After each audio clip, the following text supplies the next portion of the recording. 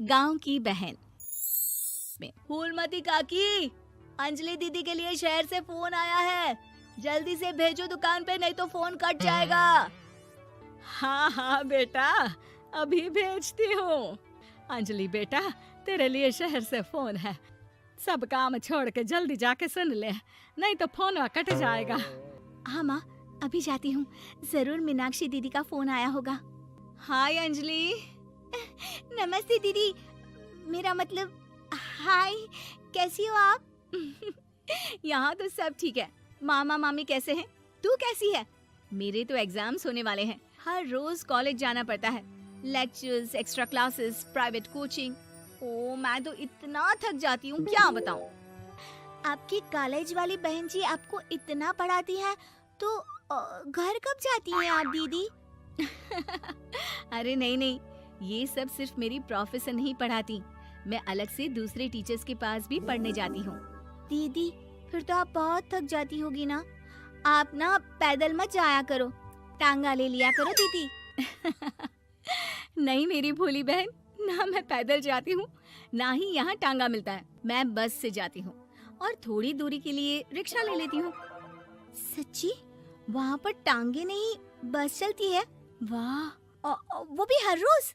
हमारे गांव में भी बस आती है, दिन में 2 बार।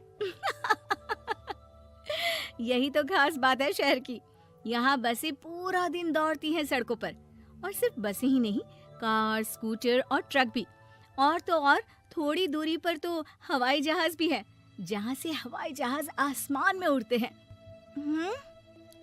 अच्छा दीदी, मैं फोन रखती हूँ, बुआ जी फूफा जी को मेरा नमस्ते कहना। हाँ माँ, हम लोग शहर में क्यों नहीं रहते?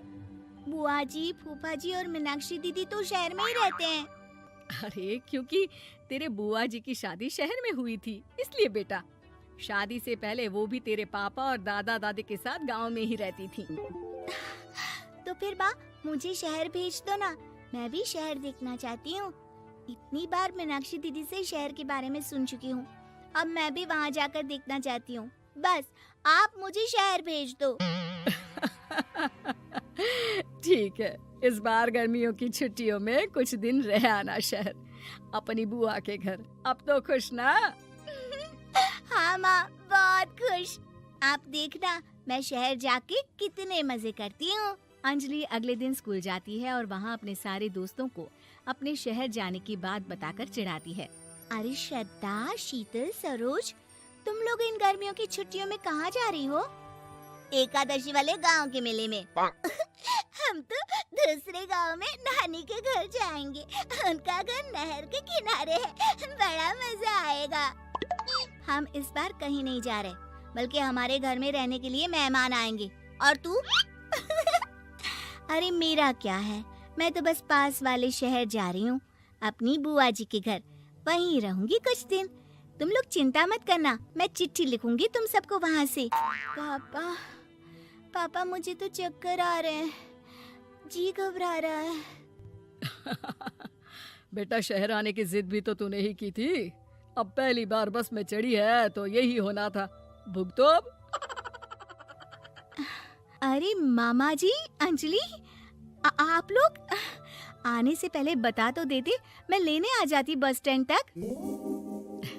आओ आओ भैया, आओ बेटी अंजलि। माँ बुआ जी कैसे हैं वहाँ, और भाभी कैसी हैं? सब ठीक है, बस अंजलि जिद कर रही थी कुछ दिन आप लोगों के साथ रहने की, सो छोड़ने आ गया।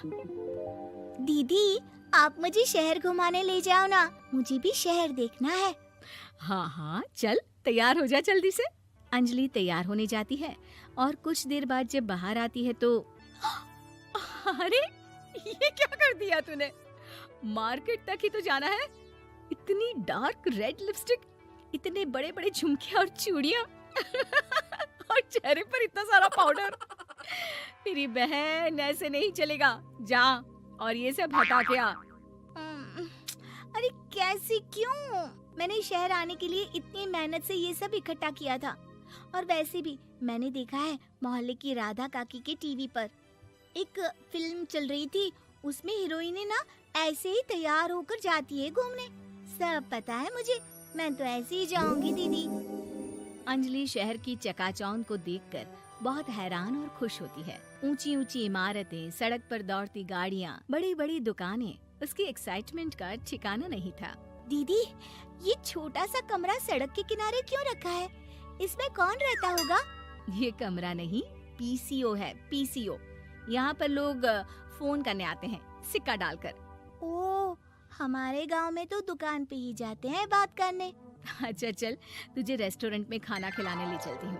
Excuse me, 2 plate noodles please and 2 Cola. Meenakshi को ऑर्डर प्लेस करते हुए अंजलि बहुत ध्यान से देखती है और थोड़ी ही देर में ऑर्डर लेकर वेटर आ जाता है और खाना टेबल पर रख देता है। अरे, ये लंबी लंबी सेवइयाँ खाते कैसे हैं दीदी? और इसके साथ कोई अचार, प्याज, मूली कुछ भी नहीं दिया, बस ये छोटा सा पेट खुजाने वाला दे दिया है। गांव में तो छोटे छोटे चावल ही होते हैं जो कि हाथ से ही खा लेती हूँ। अब इसे कैसे खाऊं दीदी? एक्सक्यूज मी, एक चम्मच प्लीज, और लिटिल प्याज और अचार और मूली और एक गिलास मट्ठा, वो बाद में। हाँ। अब ये सब सुनकर आसपास बैठे लोगों को हंसी आ जाती है। मीनाक्षी भी अपनी हंसी किसी तरह रोकने की कोशिश करती है और वेटर मुस्कुराता हुआ वहाँ से चला जाता है। अंजलि समझ नहीं पाती कि सब किस बात पर हंस रहे थे, लेकिन वो छिप जाती है। दीदी, मुझे लगता है कि मुझे इन सेवइयों को ऐसे ही खा लेना चाहिए, इसी पेट खुजाने वाले कांटे के साथ। एक काम कर, तू मुझे खाते देख, जैसे मैं खाऊं तो भी वैसे ही खा ले। ठीक है दीदी। अंजलि खाते खाते नूडल्स में सिरका ज्यादा डाल देती है, फिर ऊपर से नमक दानी से खेलते हुए काफी नमक भी अनजाने में छिड़क लेती है। अरे, ये क्या क्या खा लिया? अरे हाय हाय, कितना कड़वा है। पानी पानी, ये काला शरबत ही पी लेती हूँ। और जल्दबाजी में अंजलि जल्दी जल्दी कोला पी लेती है, जिससे उसके नाक में झंझनाहट होती है। दीदी, मुझे ले चलो यहाँ से, मैं ये सब शहरी खाना नहीं खा सकती। अब शर्म के मारे मीनाक्षी अपनी बहन को वापस घर ले जाती है और कहती है कि देख अंजलि, माना कि शहर और गांव एक दूसरे से बहुत अलग है, लेकिन इसका मतलब ये नहीं कि हमेशा शहर ही बेहतर हो और उस वजह से हमें वो सब करना पड़े जो हम नहीं कर सकते। शहर में सहूलतें तो हैं ही, पर चुनौतियां भी हैं। हम जहाँ भी रहें, हमें कभी अपने आप को कम या ज्यादा नहीं समझना चाहिए। और किसी भी नई जगह में ढलने में समय लगता है, उसके लिए तुम्हें दूसरों की नकल करने की कोई जरूरत नहीं है। बेटा, घूम लिया शहर या अभी और घूमना है? नहीं पापा, मैं अपनी गलती समझ गई हूँ, आप गांव ही ले चलिए मुझे।